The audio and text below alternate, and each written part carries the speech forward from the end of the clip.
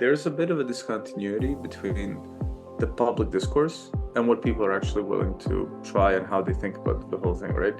What I can tell you is like among our customers, when we surveyed people around like generative AI, like all we found is like a huge amount of optimism and people embracing and wanting to try things out to see how they can like further improve their customer service.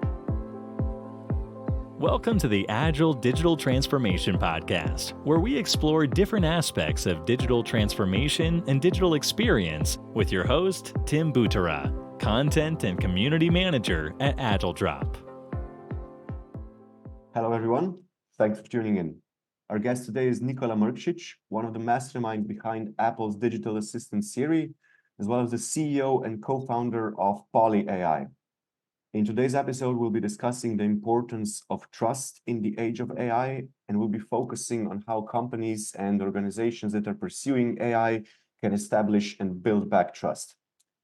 Nikola, welcome to the show. We're really happy to have you with us today. Anything to add before we dive into our discussion? No. Thank you for having me.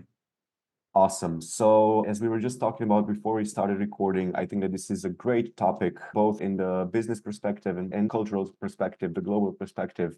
And I want to start our discussion with asking you about why we're talking about winning back trust rather than just, establishing trust or something like that. Why have people lost trust in organizations and companies that are pursuing AI? If so, why have they lost trust in them?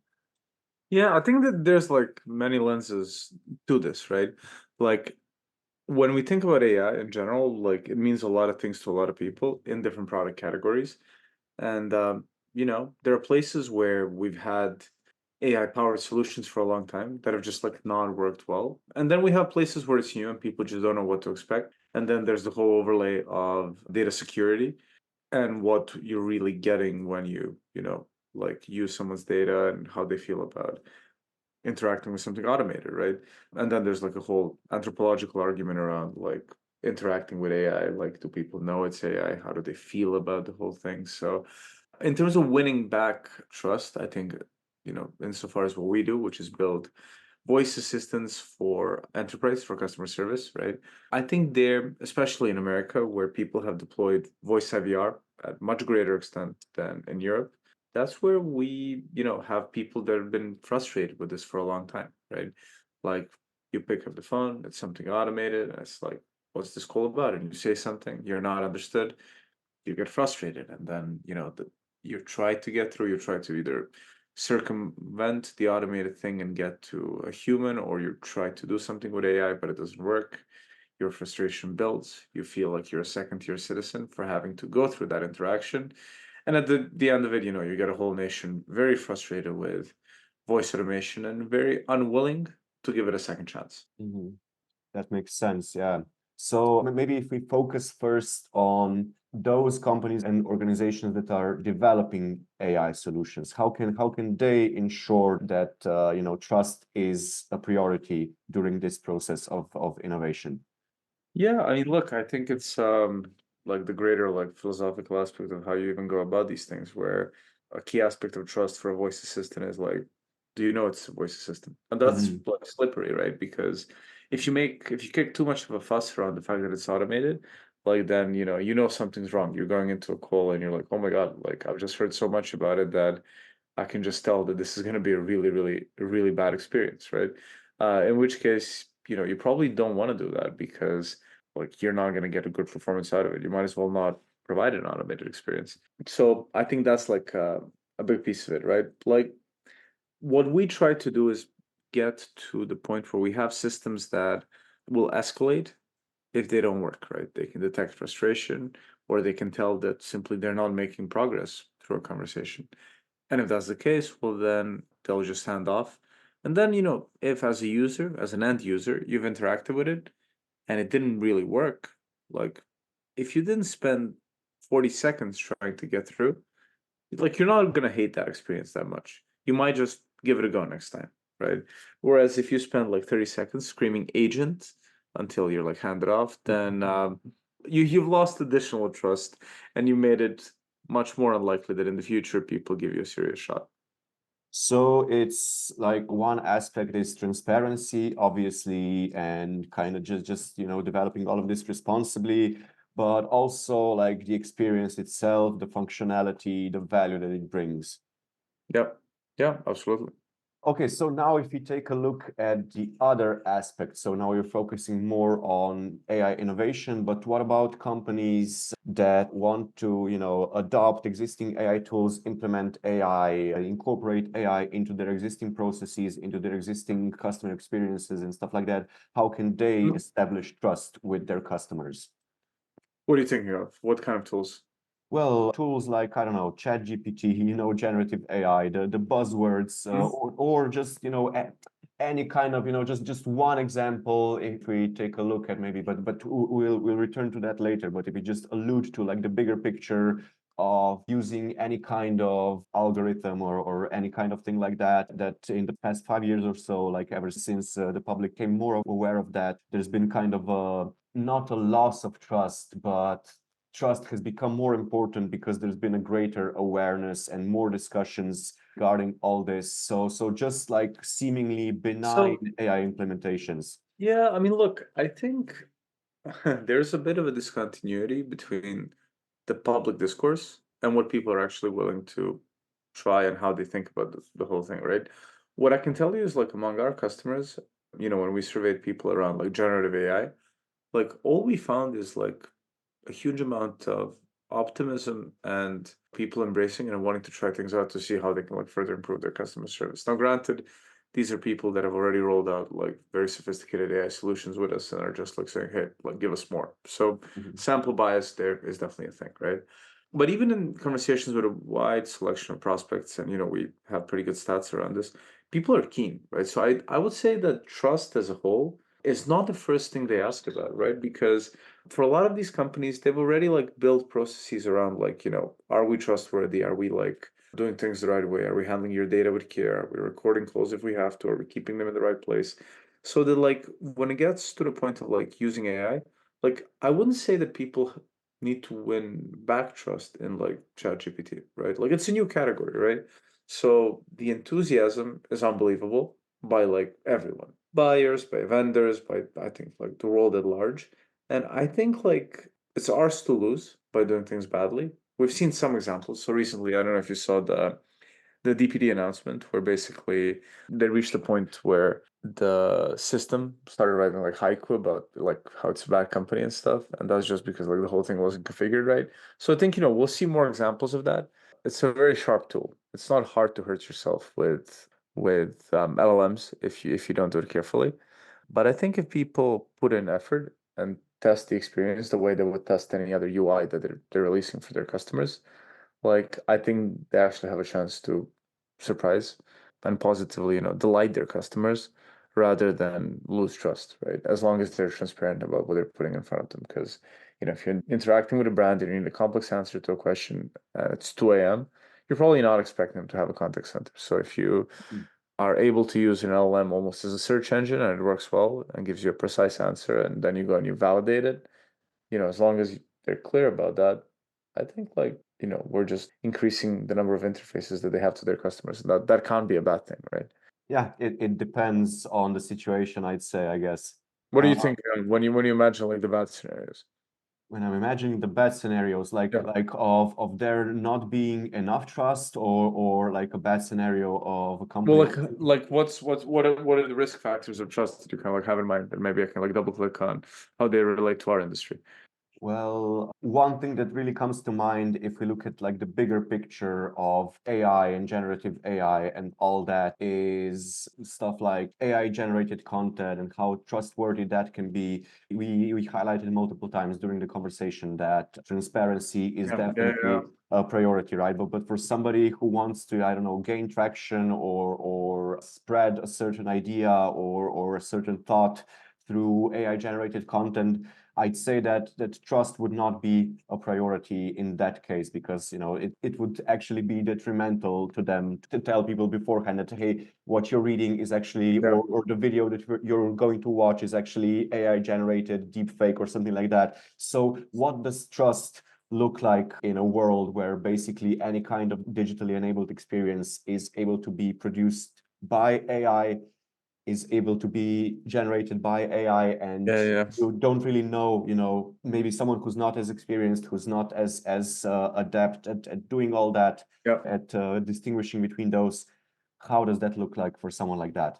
That's a really good point. So yeah, I think like, we've always worked on making our voice assistants as human as possible. We found that always just increased engagement, and gave us a shot at, a real conversation where, a more robotic sounding voice assistant would just be something that people immediately assume it won't work. So they're like, screaming for a human representative, even though the whole thing could be identical to ours in terms of understanding and capabilities and flow. So, yeah, I mean, obviously, then we have a lot of people who sometimes aren't sure or don't even care to ask if it's automated or not.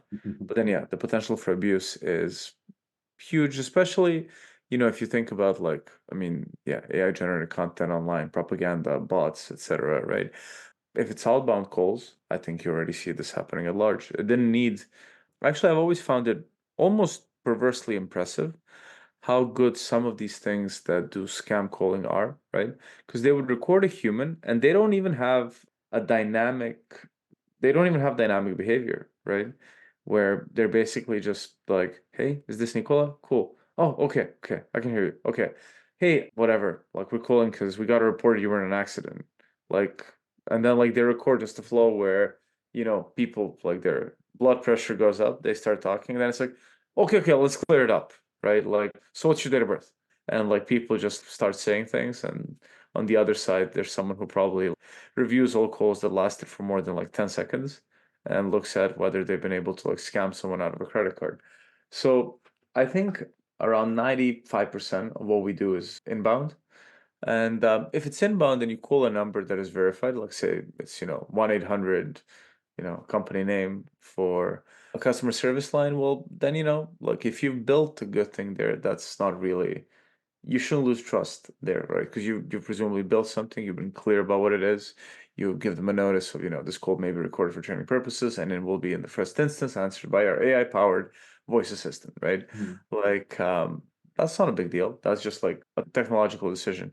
But I think all the other risks you're highlighting are there, right? And we're going to see a lot of it. I mean, when you look at online comments, I mean, it's getting pretty hard to know whether something's AI generated or not. Yeah. Equally, you look at like deep fakes and cloned voices. I at one point we cloned my voice, and I've got like a Serbian accent in English, and if you know Serbian accents, you can tell that like it's a Serbian accent. But no one's ever built like a text-to-speech model for it, right? And like, why would they? So we cloned my voice, and they gave me 10 samples of me versus like AI clone voice. I actually thought I got 8 out of 10 wrong. Right. Wow. And Wow. like that's like pretty, and like I'm an edge case, right? I don't have like your typical accent. In the end, as I listened and listened again, because it was shocking, like 50-50, okay, amazing, right?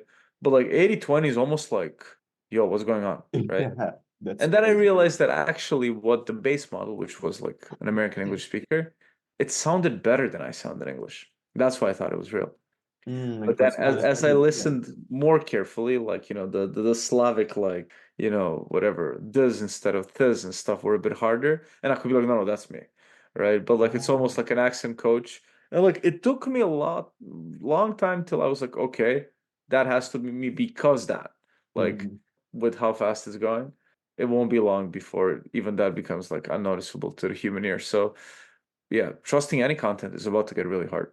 A lot of really great points here, and just I think that everything that you mentioned here just highlights one of the main problems, and also answers the previous question of why we're talking about winning back trust, because of all this hyper innovation, and because of the speed of innovation and the abundance of AI generated content, people are inherently less willing to trust in this era where there's so much of everything. There's just an inherent connection between like, okay, maybe because we know the risks, we're aware of every risk that you've Yeah, broken yeah, down here. That's why we need to be extra careful, like in every situation, whether that is interacting with companies that we've been interacting with before. And in those cases, if we look at it from this kind of perspective, it will make sense why even between like with established brands and with established customer connections, they would still need to kind of re-establish trust because everything is so volatile and kind of uncertain because of everything. And as you just said at the end, right? Things are moving so fast that even if you do pinpoint some ways and approaches for like, okay, I can see that AI content tends to be really refined in ways that yeah, human content isn't. So, for example, the Slavic accent gets kind of polished up and kind of removed, and that's what you have to focus on. yeah. You just said that as it develops further, even those distinctions will be much and much harder to make. Yeah. Yeah, I think it's like, while we have, I mean, like, well, the other thing basically is, can we get to the point where, we have just like trusted like mediums of accessing things? So, Mhm. like your blue tick on Twitter or like verified accounts on LinkedIn and stuff. Like, maybe we'll always just have to get a bit better at like, encrypted communication and expecting a certain like level. Most of us are used to locking our houses, right? I was speaking to an Uber driver last night, and he was telling me how, he wants to move to the UAE from London because there you can leave your house unlocked. And I'm like, maybe that's a nice thing. I remember like, my parents' generation stories of communist Yugoslavia where you could safely sleep on the bench. I'm not really sure that you can no longer do that, but people are nostalgic about old times. But it's not so bad. Like locking your house is not really like such a tall order. So I think like just in terms of like validating the counterparty, like that's okay, right? Like that's just like a bit of like technical education, and you'll always have cybersecurity attacks, but I think we can like commoditize those things to the point where, you know, like we know what we're using and what to expect in most situations. So, with all this in mind, and to kind of bring the conversation to a close, what are some notable recent wins regarding AI and trust? Yeah, and trust. Well, I mean, I don't know, it's a difficult question, right? I think that what I can tell you is that there are a lot of wins for AI, right? And its capabilities.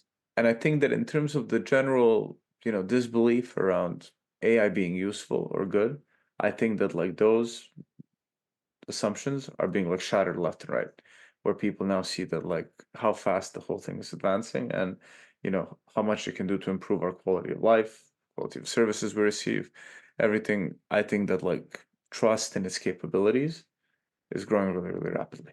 Like trust in AI powered products, well, as we discussed, I think that's like a just a whole new field where we have a lot to discover.